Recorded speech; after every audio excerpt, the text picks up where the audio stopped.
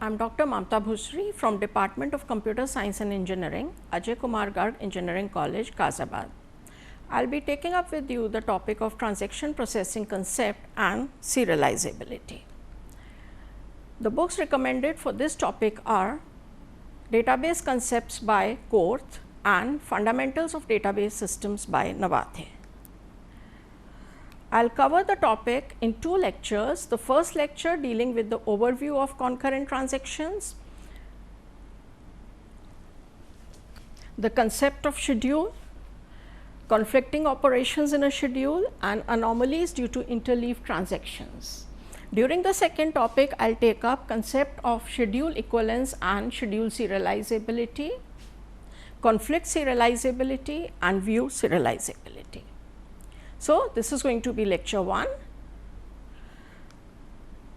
We will take up some assumptions during the lectures, that is, we will consider generally the read and the write operations while dealing with the transactions. Secondly, we will use some notations which are R for read, W for write, T for transaction, S for schedule, and also we will represent the data items as A, B, C, Q, X, Y and so on. Now, what are concurrent transactions? Generally, in a system, the transactions they can process in an interleaved manner. This is called concurrent transactions, that is multiple transactions they are executing in the system with their operations interleaved with each other. At any point of time, 2 or more transactions can run parallel in the system, but within the system only one operation of any of the participating transaction is being executed. The concurrent execution of transactions is also referred to as interleaved transactions. A transaction, we should be very clear, consists of a number of operations or instructions executing in some order to produce a logical unit of work. We can have 2 types of execution of the transactions, serial execution and concurrent execution. A serial execution occurs when the operations of one transaction are executed followed by the operations of another transaction. That is, when one transaction is complete, it is followed by the execution of the next transaction and so on. For example, in this case we see that transaction T1 is completed, all the operations of transaction T1 are executed followed by the operations of transaction T2. Now, this is a concurrent execution of transactions where we have the read A and the write A of T1 followed by read B and write B of T2, and then comes in read C and write C of T1 again. That means the operations of the transactions T1 and T2, they are executing concurrently. I will show you some more examples of concurrent transactions. For example, we have 4 transactions here, T1, T2, T3 and T4, and the operations of these transactions are interleaved with each other. 2 operations of T1 execute followed by one operation of T2 followed by operation of T3, then again T2 executes its operation, T3 and then T4, T3 and so on. So, this is what a concurrent execution of transactions is. Here is another example of concurrent execution of transactions where we have the transactions T1, T2 and T3 and their operations or instructions are executing concurrently. Now, why do we actually need concurrent transactions? We see when we are running the transactions in a serial order, then the entire CPU time is dedicated to the transaction which is happening at that point of time, which means that if the transaction is undergoing the input output operation, then in that case the CPU is lying idle and we are wasting the resources of the system. Whereas, in the concurrent execution of transactions, if one of the transactions is undergoing the input output process, then the CPU can be assigned to another transaction and hence we get a better resource utilization and improved throughput in the system. Another reason is the response time and the reduced waiting time. Now, in a system there will be transactions that are long as well as there will be some shorter transactions. What happens is that when a long transaction is executing, the shorter transaction, it has to wait for the longer transaction to complete in the case of serial execution of transactions. But in the case of concurrent execution of transactions, as the longer transaction will undergo the input output process, the CPU time can be given to the shorter transactions, and hence the shorter transactions may not have to wait for very long time to be completed. Thus, we get a reduced waiting time for the transactions as well as an improved response time. Let us now define a schedule. The chronological order in which the instructions belonging to different transactions are executed in a system is called a schedule. That is, a schedule will consist of transactions which are executing in a system in some order. It is important that the schedule consists of the transaction, the schedule consisting of the transaction must consist of all the instructions of the transactions, and secondly, it is important that the schedule preserves the order in which the instructions appear in the transaction. That is, we cannot miss out on any instruction in any of the participating transactions. For example, let us see here, in the first case we have a serial schedule of the transactions T1 and T2. The second case over here is again a serial schedule of the transactions T1 and T2. Here T1 is executing followed by T2. Here T2 is executing followed by T1. Both the conditions are met, that all the operations of both the transactions are present, as well as the order in which the operations are occurring in this schedule, the order is the same in this schedule also. Now, look at this schedule where we see that the operation WA is missing. Hence, we say this is not a correct schedule of the same transactions T1 and T2. Now, let us have a look here. In this schedule, we see, as compared to this, the order of WB and write B, it has been reversed. And we have said that for a schedule, it is important that the order in which the operations operate in the schedule should be the same for all the transactions. So, again we say that this schedule is not a correct schedule. Now, let us look at some more examples. Over here, this is again not a correct schedule. Why? Because we have WB missing over here.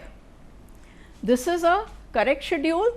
All the operations of both the transactions are present and the order of the operations is also being maintained. Again, this is a correct schedule because all the operations of both the transactions, they are present and the order of the operations is again being maintained. A schedule can consist of a number of transactions. We have already seen the schedules consisting of 2 transactions, 3 transactions, 4 transactions, and we can have schedules consisting of any number of transactions. Here are some more examples of schedules. For example, schedule S1 consisting of T1, T2 and T3, and this is a concurrent schedule. Why? No, sorry, yes, it is a concurrent schedule because the operations of the transactions, they are interleaved. Now, here in red, I have written the same schedule in another way, that is R1A, that is R1A, R3B, R3B, W1A, W1A and so on. This is just another form of writing the schedule which you will find in many books. This schedule can easily be converted into the tabular form, which is a much easier form to understand. This is another example of the schedule consisting of concurrent transactions. Now, when we talk of schedules, we have already seen that we can have the serial execution of schedules as well as the concurrent execution of schedules. For example, Let us say we have two transactions T1 and T2 in a schedule. So, a serial execution can be T2 executing after T1, which we write as this, T2 executing after T1. We can have another serial schedule T1 executing after T2, that is T1 executing after T2, and we can have the concurrent schedule, that is the interleaving of the transactions in the schedules. Now, let us consider this where we have T2 executing after T1. We say that the initial values of the data items A and B are 1000 each. So, here we have read A as 1000, A is equal to A minus 50 gives 950, the value of A is written as 950.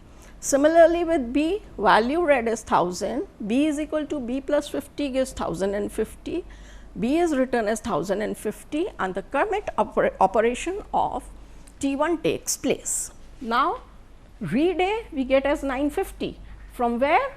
From here. Temp is equal to 95, A is equal to A minus temp, we get the value as 855, WA writes the value of A as 855. Read B 1050 from here, B is equal to B plus temp 1145 and then write B as 1145. So, after the completion of this schedule we get the final values of A and B as A equal to 855 and B equal to 1145. Now, let us consider this serial schedule where we have T2 followed by T1, and if you just have a look computing the values of A and B again, we get the final value of A as 850 and the final value of B as 1050. The sum of A plus B is 2000 as it was before the transactions were executed, and hence we say that the system is in a consistent state. Similarly, in this serial execution we had seen that the final values of A and B are 855 and 1145. The sum of A plus B is 2000, which is the same as was before the execution of the transactions. Now, let us look at this schedule, which is a concurrent schedule of the same transactions T1 and T2. Let us just dry run it. RA 1000, A is equal to A minus 50 gives 950, value of A is written as 950. Now, the value of A is read as 950 and the value of A is written as 855. Value of B is read as 1000, the initial value incremented and the value of B is written as 1050. Here A commits. Read B is 1050, B is equal to B plus temp gives 1145, WB and this commits. So, the final values of A and B that we get are again A is 855 and B is 1145, the sum of A and B is again 2000. So, we say that these two transactions they leave the database in a consistent state. Now, let us have a look here. We have again the same transactions T1 and T2 in some interleaved order. The final values of A and B over here are A is equal to 950 and B is equal to 1100. Now, 1100 plus 950 is not 2000 and hence we say that this interleaving of the transactions leads the database in an inconsistent state. The above examples we can see that despite the correctness of the individual transactions, the undesirable interleaving of multiple transactions may lead to database inconsistency. Thus, interleaving must be done carefully to ensure that the result of the concurrent transactions is equivalent to some serial execution of the same set of transactions by concurrency control component of the database management systems. Now, for a set of n transactions participating in a schedule, we will have n factorial schedules. That is, if there are 2 transactions participating, then we will have 2 factorial which is equal to 2 possible serial schedules. If there are 3 transactions participating, we will have 6 possible serial on, but it is very difficult to say how many concurrent schedules will be there, and of the many concurrent schedules that are possible, not all concurrent schedules may be correct. Now, we will discuss what conflicting operations in a schedule are. Let us consider a schedule S consisting of the transactions T1 and T2, and let I1 and I2 be 2 consecutive instructions of the transactions T1 and T2 respectively in the schedule S. Now, I1 and I2, they may operate on the same data items or on different data items. We may have the following cases. Case 1 is when I1 and I2, they are operating on different data items, say A and B, then the following options are possible. The first option is that I1 is a read operation and I2 is also a read operation, but on different data items. Now, if we swap the order of I1 and I2, like here I1 is executing first, in this case we say I2 is executing first. Since I1 and I2 they are on different data items, hence the swapping will not make a difference to the final result.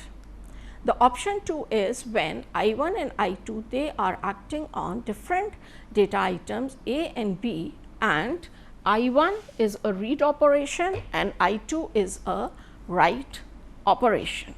Now, swapping the order of I1 and I2 will also not make any difference to the final result because they are on different data items. So, from these two options we may conclude that if I1 and I2 are operating on different data items, then we can swap I1 and I2 without affecting the result. Case 2 is when I1 and I2 they are acting on the same data item, let us say A. Then we have 4 options. First is I1 and I2 they are both read operations. Second is I1 is a read operation and I2 is a write operation. Third is I1 is a write operation and I2 is a read operation, and the last is when I1 and I2 are both write operations. Let us take up option 1. Here I1 is a read, I2 is also a read, and both I1 and I2 they are acting on the same data item. Swapping the order of I1 and I2 will give us this schedule, and we see that since both I1 and I2 are read operations, hence swapping these operations will not make any difference to the final result. Now, let us consider this case where I1 is a read and I2 is a write operation. Here we have swapped the orders of I1 and I2. Now, the final result will be affected because in this case T2 is writing here, whereas in this case T1 is reading the value which has been written by T2. So, in both the cases the value of A being read by T1 is different. Option 3 will be the reverse of option 2, that is when we have I1 as a write operation and I2 as a read operation, and similar to option 2, here also the final result will be different if we swap the order of I1 and I2. Option 4 will be when I1 and I2 are both write operations. So, we have I1 as write on A, I2 as write on A. Over here we have swapped the order of I1 and I2. We see that the order does not matter for I1 or for I2, the order does not matter for T1 or for T2, but the next read operation that will come for A in the schedule will be affected, because in this case the next read operation will read the value of A written by T2, and here the next read operation will read the value of A written by T1. So, in both the cases the value of A that will be read will be different. So, from here we can conclude that if 2 consecutive instructions belonging to 2 transactions in a schedule execute on different data items, then the order of the instructions does not matter. The two instructions, they are said to conflict if they execute on the same data item and at least one of them is a write operation, which we have seen in the 4 options that we have discussed. We say that two consecutive operations are said to be conflicting if they are operations of different transactions in the same schedule. Second, the operations execute on the same data item and one of them is a write operation. For example, consider the schedule consisting of T1 and T2. So, we have here WA of T1 and RA of T2, they are conflicting operations. Why? They are belonging to different transactions, they are consecutive operations, the data item is the same and one of them is a write operation.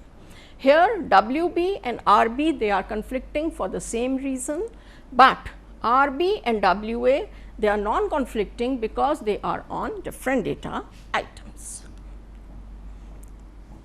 Now, we see that some anomalies arise due to conflicting operations. The anomalies due to the conflicting operations are the lost update problem, the dirty read problem and the non-repeatable read problem. Let us discuss these in detail.